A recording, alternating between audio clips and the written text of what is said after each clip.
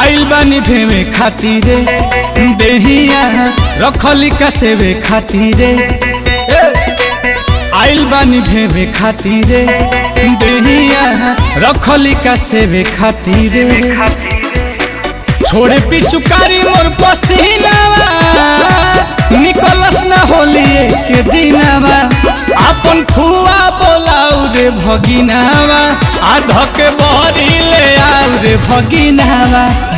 अपन फुआ बोलाऊ रे भगिनावा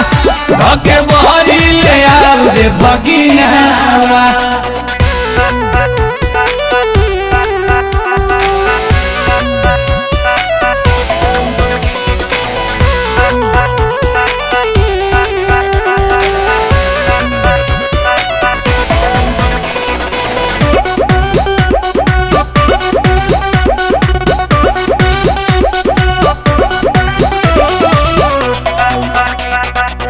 बड़ी भागे रही तोरा मामा गावे रे ई सुदामा गावे रे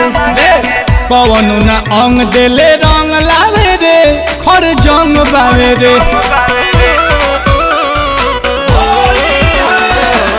बड़ी भागे रही तोरा मामा गावे रे ई सुदामा गावे रे कवनु ना अंग देले रंग लावे रे खर जंग बावे रे एको बे देखवाली ना सीनावा बोलतारी ढेर 6 महीनावा तो अपन फुआवा बोलाऊ रे भगिनावा आ तनी सोझा ले आऊ रे भगिनावा तो अपन फुआ बोलाऊ रे भगिनावा तनी सोझा ले आऊ रे भगिनावा।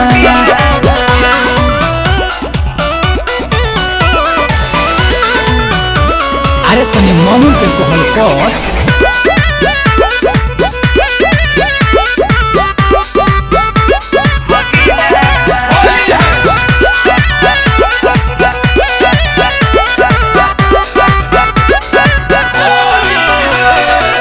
कहे खाती जीजा के बहिन बाड़ी रे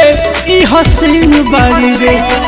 मौका नहीं देते एको दिन बाड़ी रे कमसीन बाड़ी रे अरे नमकीन बाड़ी रे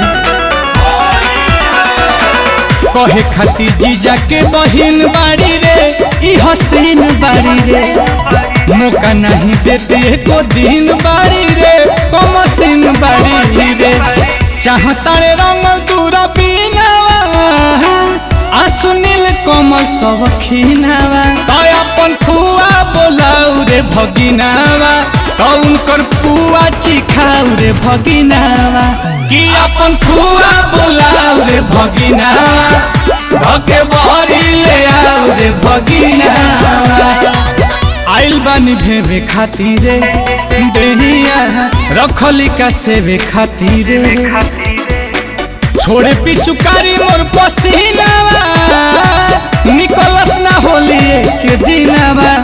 अपन फुआ बोलाऊ रे भगिनावा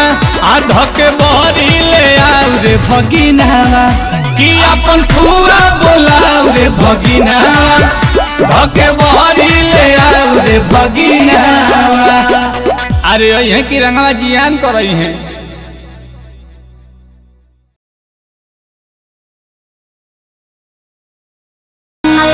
रंग लहंगा में डलबा तो हर जा करी रंग लहंगा में डलबा तो हर जा करी।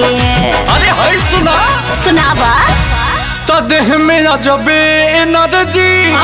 खोजे पैदा करी देह में अजबे एनर्जी